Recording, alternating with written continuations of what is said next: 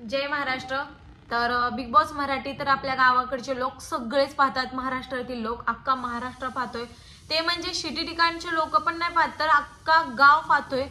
जिथे जिथे big boss पर्यंत, बिग बॉस हा शो आहे ना, तो शो पूर्ण खेड्या गावामध्ये पोहोचला गेला ते म्हणजे फक्त सूरजमुळे आणि डीपी दादामुळे।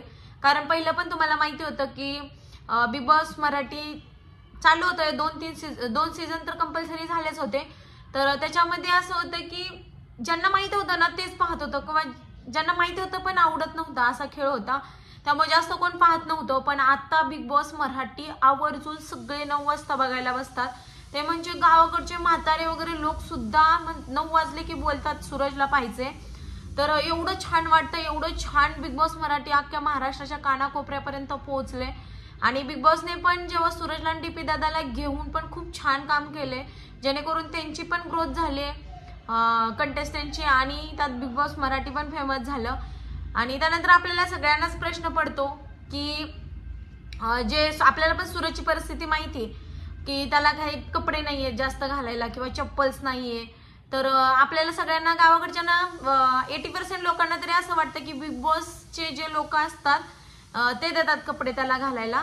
तर असं सगळ्यांना वाटतंय, आणि ज्यांना ज्यांना माहिती आहे तर त्यांना माहिती आहे की स्वतःचे कपडे घेऊन जावं लागतं तिथे, किंवा सगळंच आपलं स्वतःचं घेऊन जावं लागतं। फक्त जे शॅम्पू वगैरे काय असतं ते फक्त बिग बॉस देतात, राशन वगैरे। तर काही लोकांना 80% लोकांना तर माहित नाहीये की असं वाटतं की त्यांना बिग बॉस देतात कपडे, पण असं नाही।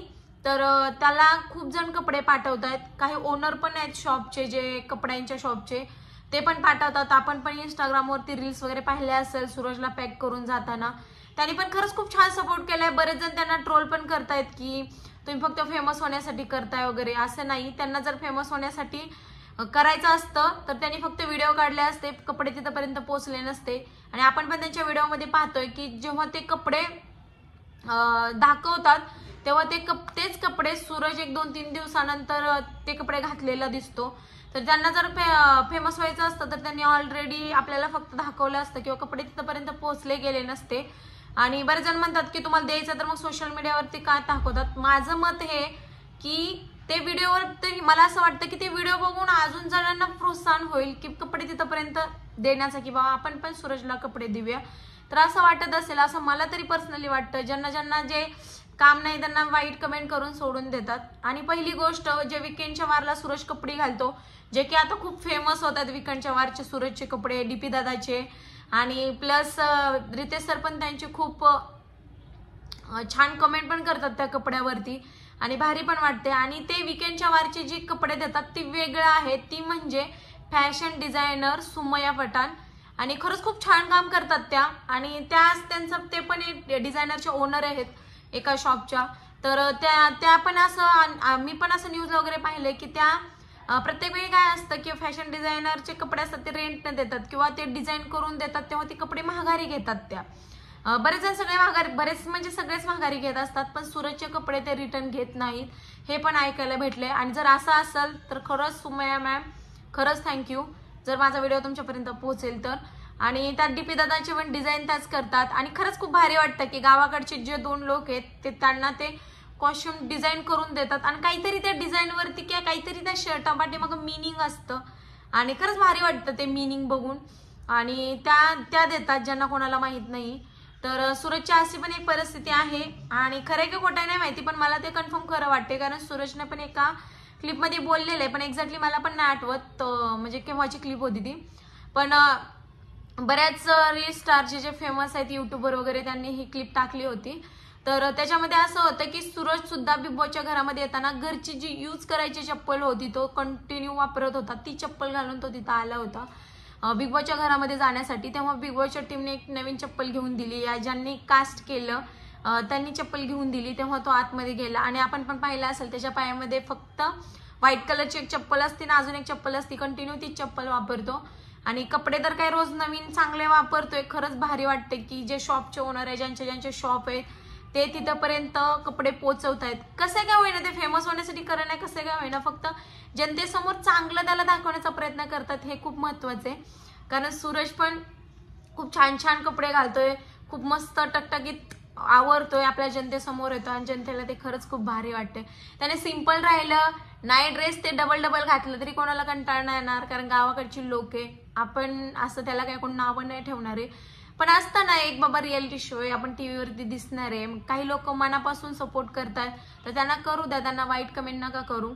तर हे सांगायचं होतं की भरपूर जणांना, गावाकडच्या लोकांना असं वाटतं की हे ड्रेस जे सूरज घालतोय ते बिग बॉस वालेच त्याला घालायला देतात. असं नाही. जे जे आवडीन जे शॉपचे ओनर आहेत सगळ्यांना माहिती आहे की बाबा सूरजची परिस्थिती कशी आहे, त्यामुळे ते परिस्थितीची जाणीव ठेवून ते त्याला तिथपर्यंत कपडे पोहोचवतात. तर त्यासाठी ते तिथपर्यंत पोहोचल्यानंतर सूरज एवढा भारी आपल्याला दिसून येतोय.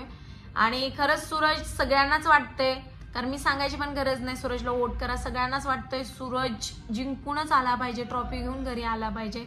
कारण एक विशेष आहे की सूरज एक छोट्यातून छोटा होता, जो की हर व्हिडिओमध्ये तो ट्रोल होत होता, हर व्हिडिओमध्ये त्याला शिवाय भेटत होता, हर व्हिडिओमध्ये त्याला वाईट कमेंट येत होत्या. तो माणूस आज तिथपर्यंत पोहोचलाय, हे खूप महत्वाचं आहे. कारण प्रत्येक जण खूप फेमस लोक आहेत, त्यांना माहित नाही की आला असेल वगैरे ऑफर वगैरे, पण ह्याला ऑफर येणं खूप महत्वाचं होतं. आणि बिग बॉस, खरंच बिग बॉस मराठी फक्त सूरजमुळे एवढा महाराष्ट्राच्या कानाकोपऱ्यामध्ये, जिथे टीव्ही पण अवेलेबल नसेल तिथपर्यंत सूरज पोहोचलाय. जे मोबाईलवरती लोक बघतात ते लोक, आणि कंटिन्यू जे आपल्या पप्पांच्या वयाचे वगैरे असतात ते सुद्धा लोक कंटिन्यू सूरज बोलतात आणि मनापासून सपोर्ट करतात. हे खूप महत्वाचं आहे. आणि मला पण वाटतं आणि सगळ्यांना अख्ख्या महाराष्ट्राला वाटतं की सूरज विनर व्हायला पाहिजे आणि व्हायलाच पाहिजे. आणि हेच मला क्लिअर करायचं होतं की सूरजला वीकेंडच्या वारचे जे मस्त जॅकेट घालतो ते सुमया पठाण म्हणून त्या मॅम देतात, फॅशन डिझायनर आहेत. आणि त्यांचे फॅशन डिझायनर डीपी दादाचे खूप छान असतात. पाठीमागच्या वेळेला पण तुम्ही बघितलं असं पिंक कलरचं ब्लेझर होतं, त्याची कमेंट्री ते सरांची, तर त्या देतात. आणि जे आठवड्याभराचे जे कपडे घालतो तो टी शर्ट्स वगैरे, तर ते आहेत ते आपले शॉपचे ओनर असतात, म्हणजे ज्यांनी शॉप ओपन केले ते त्यांच्यासाठी पाठवतात, सहकुशीने त्याच्यासाठी पाठवतात. आणि बिग बॉसमध्ये तुम्ही स्टार्टिंगला पण पाहिलं असेल, 1-2-3 आठवड्याच्या पाठीमागं सूरजने ना जो व्हिडिओमध्ये तो घरी कंटिन्यू शर्ट घालायचा येलो कलरचा वगैरे इथं दुमडून, तो सुद्धा शर्ट त्याने घातलेला आहे तिथं. आणि भारी वाटते की बाबा गावाकडचे ज्याने त्यांनी यूज केलेले कपडे सुद्धा तो तिथे खूप छान घेऊन गेला. आणि जाताना कपडे सुद्धा काही घेऊन गेला नव्हता, 2 शर्ट्स, एक वापरतो तो चप्पल वगैरे असं काही घेऊन गेला होता असं बोलतात. आणि पण सगळ्यांनी सपोर्ट केलाय, ज्यांना पॉसिबल आहे, ज्यांना माहित आहे कसं पाठवायचे कपडे, तर त्यांनी तिथपर्यंत कपडे पोहोचवण्याचा आणि प्रयत्न केला. हे खरंच खूप भारी वाटतंय. त्यांना तर ट्रोल करू नका, कारण ते व्हिडिओ बनवतात. हा ठीक आहे, त्यांना फेमस होण्यासाठी पण बनवत असतील, ते सपोर्ट करतात, हे खूप महत्वाचं आहे. त्याला चांगलं दाखवण्याचा प्रयत्न करतात, ते महत्वाचं आहे. त्यामुळं ते व्हिडिओ पण त्या व्हिडिओवर माध्यमातून पण आपण काहीतरी शिकतो, हे पण महत्वाचं आहे ना. तर चला, हे सूरजचे ड्रेस देण्याच्या पाठीमागचे हे माणसं आहेत. तर चला, हा व्हिडिओ इथेच संपवते. तोपर्यंत भेटूया नवीन एका व्हिडिओमध्ये. तोपर्यंत जय महाराष्ट्र.